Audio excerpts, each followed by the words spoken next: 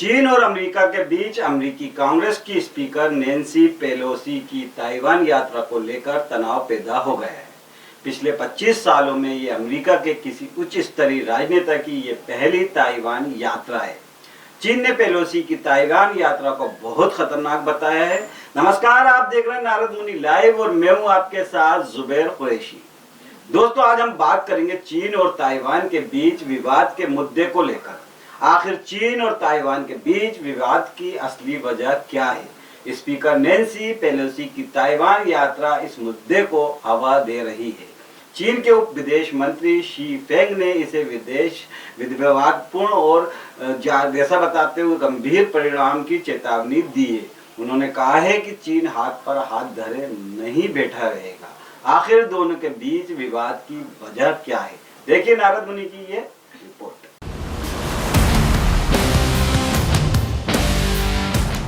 चीन ताइवान को अपने से अलग हुआ एक प्रांत मानता है। उसे लगता है कि अंततः वो चीन के नियंत्रण में आ जाएगा। चीन के राष्ट्रपति शी जिनपिंग कह चुके हैं कि ताइवान का एकीकरण पूरा होकर रहेगा। उन्होंने इसे हासिल करने के लिए ताकत के इस्तेमाल को भी खारिज नहीं किया है, मगर ताइवान खुद को एक स्वतंत्र देश मानता है जिसका अपना संविधान और अपने चुने हुए नेताओं की सरकार है। ताइवान एक द्वीप है जो चीन के दक्षिण पूर्वी तट से लगभग 100 मील दूर है। चीन मानता है कि ताइवान उसका एक प्रांत है जो अंततः एक दिन फिर से चीन का हिस्सा बन जाएगा। दूसरी ओर ताइवान खुद को एक आजाद मुल्क मानता है। उसका अपना संविधान है, वहां के लोगों के द्वारा चुनी हुई सरकार का शासन है। ये फर्स्ट आइलैंड चैन या पहली द्वीप श्रृंखला नाम से कहे जाने वाले उन टापुओं में गिना जाता है जिसमें अमेरिका के करीबी ऐसे क्षेत्र शामिल हैं जो अमेरिकी विदेश नीति के लिए अहम माने जाते हैं। अमेरिका की विदेश नीति के लिहाज से ये सभी द्वीप काफी अहम हैं। चीन यदि ताइवान पर कब्जा कर लेता है तो पश्चिम के कई जानकारों की राय में वो पश्चिमी प्रशांत महासागर में अपना दबदबा दिखाने को आजाद हो जाएगा। उसके बाद गुआम और हवाई द्वीपों पर मौजूद अमेरिकी सैन्य ठिकाने को भी खतरा हो सकता है। हालांकि चीन का दावा है कि उसके इरादे पूरी तरह शांत हैं। ताइवान के हवाई क्षेत्र में अब 30 चीनी विमान क्यों घुसे? चीन से अलग क्यों हुआ ताइवान? दोनों के बीच अलगाव करीब दूसरे विश्व युद्ध के बाद हुआ। उस समय चीन की मुख्य भूमि में चीनी कम्युनिस्ट पार्टी का वहां की सत्ताधारी नेशनलिस्ट पार्टी के साथ लड़ाई चल रही थी। 1949 में माओ से तुंग के नेतृत्व में चीनी कम्युनिस्ट पार्टी जीत गई और राजधानी बीजिंग पर कब्जा कर लिया। उसके बाद कुआओमितांग के लोग मुख्य भूमि से भागकर दक्षिण पश्चिमी द्वीप ताइवान चले गए। उसके बाद से अब तक कुआओमितांग ताइवान की सबसे अहम पार्टी बनी हुई है। ताइवान के इतिहास में ज्यादातर समय तक कुआओमितांग पार्टी का ही शासन रहा है। अरब देशों में इजराइल के एंट्री से क्या कुछ बदल रहा है? फिलहाल दुनिया के केवल 13 देश ताइवान को एक अलग और संप्रभु देश मानते हैं। चीन का दूसरे देशों पर ताइवान को मान्यता न देने के लिए काफी कूटनीतिक दबाव रहता है। चीन की ये कोशिश होती है कि दूसरे देश ऐसा कुछ ना करें जिससे ताइवान को पहचान मिलती दिखे।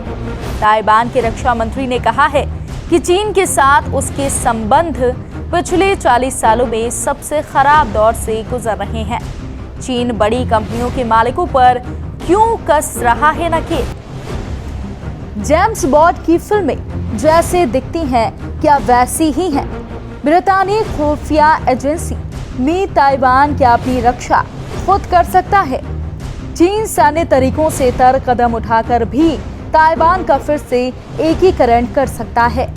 ऐसा दोनों देशों के आर्थिक संबंधों को मजबूत बनाकर हो सकता है। लेकिन दोनों देशों में यदि लड़ाई हुई तो ताइवान की सैन्य ताकत चीन के सामने बौनी साबित होगी। चीन का अपनी सेना पर सालाना खर्च दुनिया में अमेरिका को छोड़कर सबसे ज्यादा है। उसकी सैन्य ताकत काफी विविध और विशाल है। चाहे मिसाइल टेक्नोलॉजी को देखें या नौसेना या वायुसेना को, साइबर हमले करने में चीन का मुकाबला करना कुछ ही देश के बूते की बात है। वहीं ताइवान का कहना है कि चीन ने हम पर कब्जा किया तो तबाही मचेगी। सैन्य ताकत में चीन का कोई मुकाबला नहीं। International institute of strategic studies यानी कि IISM के मुताबिक चीन के पास हर तरह के सैनिकों का मिला ले तो वहाँ 20 से 35 लाख सक्रिय सैनिक हैं। वहीं ताइवान में केवल 1.63 लाख सक्रिय सैनिक हैं। इस तरह चीन की ताकत इस मामले में ताइवान से करीब 12 गुना ज्यादा हुई। बात यदि थल सेना की करें तो चीन में 9.65 लाख थल सैनिक हैं, जबकि ताइवान में 11 गुना कम, केवल 88,000। वहीं नौसेना में चीन के पास 2.60 लाख कार्मिक हैं, ताइवान में केवल 40,000। अब जानते हैं ताइवान पर चीन के लिए हमला करना कितना आसान होगा। अमेरिकी, तालिबान, चीन, इजराइल, भारत और कश्मीर पर क्या बोले इमरान खान। चीन की वायुसेना में करीब 4 लाख लोग हैं, लेकिन ताइवान में केवल 35,000 कार्मिक हैं। इन सब के अलावा चीन के पास 4.15 लाख दूसरे सैनिक हैं। ताइवान के साथ ऐसा कुछ नहीं है। पश्चिम के कई जानकारों का अनुमान है कि दोनों देशों के बीच यदि आमने सामने की भिड़ंत हुई तो ताइवान बहुत कोशिश करके भी चीन के हमले को थोड़ा धीमा कर सकता है। उसे अमेरिका से मदद मिल सकती है, जो ताइवान को हथियार बेचता है। हालांकि अमेरिका की औपचारिक नीति कूटनीतिक अस्पष्टता की रही है। दूसरे शब्दों में कहें तो अमेरिका जानबूझकर अपनी नीति को साफ नहीं करता कि हमले में सूरत में क्या और कैसे वो ताइवान की मदद करेगा। कूटनीतिक तौर पर चीन फिलहाल एक चीन की नीति का समर्थन करता है। इसका मतलब ये हुआ कि अमेरिका की आधिकारिक लाइन है कि बीजिंग सरकार ही असली चीन की प्रतिनिधि है। उसका औपचारिक संबंध ताइवान की बजाय चीन के साथ है। चीन लगातार धमकी दे रहा था। ऐसा लग रहा था कि नैन्सी पेलोसी एशिया दौरे में शायद ताइवान नहीं जाएंगी। नैन्सी पेलोसी के आने की अटकलों के बीच चीन ने सैन्य टकराव की भी धमकी दी थी, लेकिन इसका कोई असर नहीं हुआ। डेमोक्रेटिक कांग्रेसनल प्रतिनिधिमंडल के साथ पहुंची पेलोसी ताइवान के मामले में चीन के खिलाफ मुखर रही हैं। उनकी छवि ताइवान समर्थक की है। पेलोसी का ताइपेई दौरा अघोषित था। अमेरिका से रवाना होने से पहले उन्होंने अपने प्रतिनिधि मंडल के मलेशिया, दक्षिण कोरिया, सिंगापुर और जापान जाने की घोषणा की थी, लेकिन ताइवान का जिक्र नहीं था। चीन का कहना है कि अमेरिका वन चाइना पॉलिसी को मान्यता है और ये राष्ट्रपति जो बाइडेन की जिम्मेदारी थी कि ऐसे दौरे को रोकें। चीन के विदेश मंत्रालय ने कहा कि अमेरिका ताइवान का इस्तेमाल चीन को घेरने की कोशिश में कर रहा है। अमेरिका लगातार वन चाइना पॉलिसी को चुनौती दे रहा है। वो ताइवान में अलगाववादियों की आजादी की मुहिम को हवा दे रहा है। अमेरिका का ये रुख आग से खेलने जैसा है। ये बहुत ही खतरनाक है। जो आग से खेलेंगे वो खुद जलेंगे। चीन ने पेलोसी के ताइवान पहुंचने के बाद कई सैन्य अभ्यास की घोषणा की है। चीन इन सैन्य अभ्यास को ताइवान के आसपास ही अंजाम देने जा रहा है। 1940 के दशक में गृह युद्ध के दौरान चीन और ताइवान का विभाजन हुआ था। उसके बाद से ताइवान खुद को स्वतंत्र देश कहता है, जबकि चीन स्वायत्त प्रांत के तौर पर उसे देखता है और जरूरत पड़ने पर बलपूर्वक मिला लेने की बात भी करता है।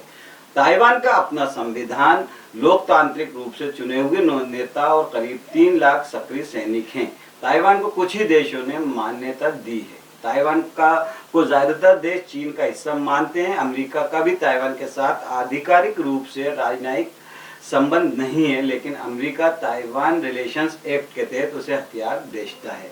उस कानून में कहा गया है कि अमेरिका ताइवान की आत्मरक्षा के लिए जरूरी मदद देगा। तो दोस्तों, चीन और ताइवान के बीच विवाद की आखिर क्या वजह है, इस पर हमने आपको रूबरू कराया। आपको ये खबर कैसी लगी, अपनी राय कमेंट करके हमें जरूर बताएं। नमस्कार, जय हिंद।